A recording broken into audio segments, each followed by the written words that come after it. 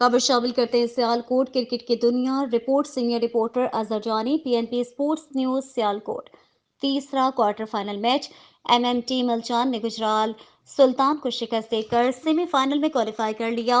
پہلے بلے بازی کرتے ہوئے MMT نے 232 رنز کا پہاڑ جیسا ہدف سیٹ کیا۔ کپتان ملک شفیق کی شاندار بلے بازی 111 رنز کی اننگ کھیلی اور ساتھ سہیل شاہ بھی 40 رنز بنا کر ایک اچھا ہدف سیٹ کروانے میں اہم کردار ادا کیا۔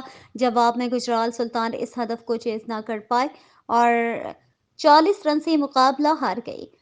عرفان اور نبیل ٹاپ اسکور رہے۔ السلوک ٹریولز اینڈ ٹورز پنڈی پنجوڑا کی طرف سے ملک شفیق سینچری میکر ان کو 1000 روپے مین آف دی میچ دیا گیا اور ساتھ ٹیم اسپانسرز کی جانب سے تمام کھلاڑیوں میں انعامات تقسیم کیے گئے اور ساتھ مینجمنٹ کی حوصلہ افزائی کی گئی۔